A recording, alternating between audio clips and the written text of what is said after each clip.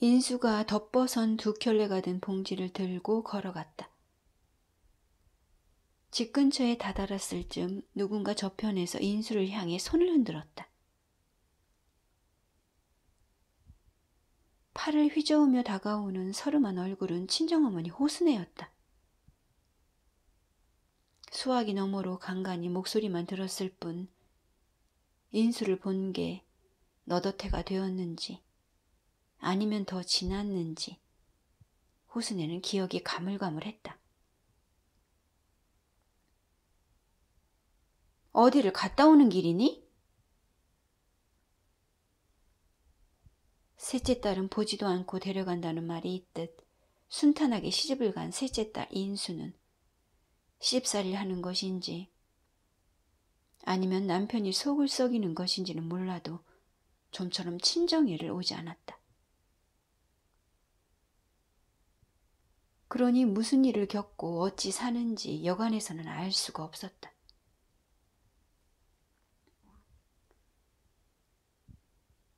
손에 든 게 뭐야? 봉지 속의 물건에 호순애가 계속 관심을 갖는 것 같아 하는 수 없이 인수가 봉지를 슬쩍 열어 보였다. 언뜻 보기에 종이상자 속의 물건은 속옷이나 양말 같아 보였는데 제가 쓰려고 산 것이 아닌 듯했다. 무엇이니?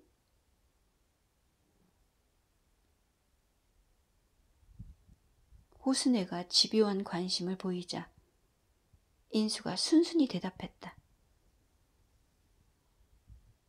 별거 아니에요. 누구에게 좀 갖다 주려고요. 순간 호순애가 인수를 노려보았다.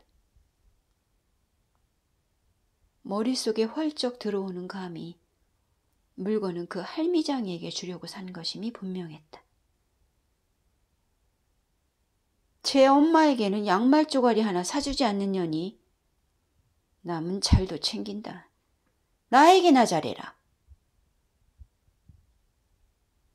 호순애는 전부터 인수가 어떤 할멈과 퍽 슬겁게 지낸다는 것을 경목에게 들어서 알고 있었다. 생판 알지도 못하는 늙은이에게 그리 사분히 대한다는 인수가 호순애는 이상스럽게 느껴졌다. 시집 사람들에게 사랑받으려고 애를 쓰느라 친정에도 오지 않는 딸인가 싶어서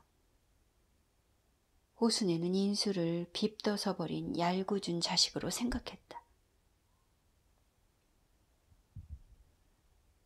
그런데 알고 보니 인수의 관심은 터무니없는 딴 사람에게 가 있었다.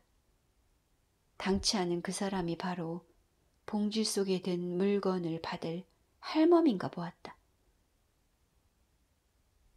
친어머니에게는 관심도 없는 딸이 남에게는 잘한다고 생각하니 호순애는 비위가 상했다.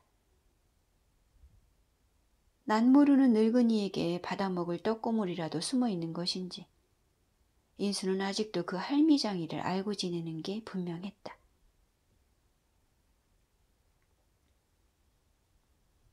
어머니는 내가 없어도 잘 살잖아요.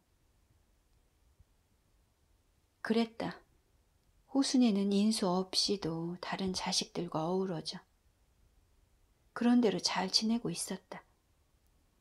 언젠가 한 번 인수가 온천으로 목욕을 하러 가자고 했을 때도 호순애는 여유 풍만한 모습이 지나쳐서 득의양양했다. 아이고 나는 큰딸도 함께 여행 가자고 하지. 셋째 딸은 온천 가자고 하지. 막내는 쥐새끼 풀방울이 드나들듯 나를 찾아오지. 참 할 것도 많고 재미지다. 외로움을 모르는 어투였다. 세상 천지에 존재하는 많고도 많은 고독을 알 것 같지 않은 목소리였다. 호순애는 앞으로도 줄곧 행복이 자신의 편에 서 있을 것이라고 확신하는 말투로 잇따라 무슨 말인가를 시름거렸다.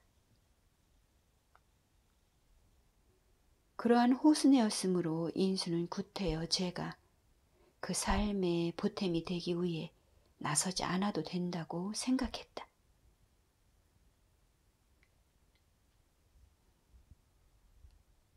혼자서 산에 다니는 일은 인수에게 남모르는 취미 같은 것이었다. 무작정 차를 끌고 산으로 들어가서 임도를 넘어가 보거나 적당한 산원저리에 차를 대고 트레킹을 했다. 그렇게 산을 헤매고 다니다가 옆골로 새어 내려왔을 때 기슭에 앉아있던 할멈이 널 조각 위에 대추나 감, 집에서 써온 사발 모양의 묵 따위를 늘어놓고 팔았다. 보기 드문 동그란 묵은 밥그릇에 쓴 것을 그대로 식힌 후 좌판에 엎어놓은 것이었다. 산꼭대기에서 잔막걸리를 파는 아저씨들처럼 즐거이 할멈은 산 주변에서 수집한 열매의 너부렁이들을 철철이 팔고 있었다. 인수는 할멈을 찾아갔다. 산자락에 최대한 가까이 차를 대놓고 산모롱이를 타고 더 걸어 들어갔다. 수십여 년 전부터 버려진 오두막에 살기 시작했다는 할멈이 독 위에 무엇인가를 말리고 있는 게 보였다. 할멈의 장독대에는 작달막한 옹기 몇 개가 전부였다. 구닥다리 냉장고가 있었지만 혼자 사는 살림에 냉장고의 코드를 뽑아버린 지 오래되었다. 인수와 할멈이 아는 사이라고는 해도 보자마자 친근하게 말을 턱 건네기에는 어딘지 어색한 양이 있었다. 뒤란에서 할멈이 무엇인가 꺼내왔다. 말리다 만 아주까리 잎을 할멈은 물에 흔들어 씻은 후 볶기 시작했다. 허리가 구부렁한 할멈은 막대를 짚고 다녔다. 광대뼈 언저리에 늘어진 살가죽 깊숙이 눈이 움펑했다.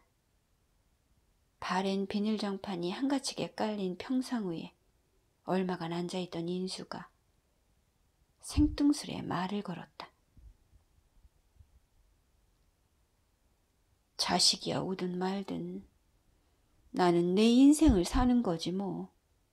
안 그래? 인수가 마치 어매에게 하듯 거리낌 없이 말을 뚱겼다.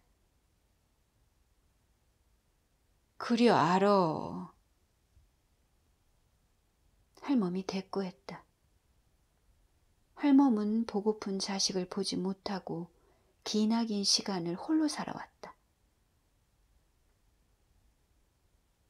죽으면 내가 장사 치러줄게. 친부모니 시부모니 있는 사람이 정작은 안 오면서 여기다간 뭐를 허겄다는 거요. 그들에게는 내가 아니더라도 할 사람들이 있어. 무엇을 하겠다는 게 기껏해야 뒤나 맞물러주는 것일 텐데 뭘.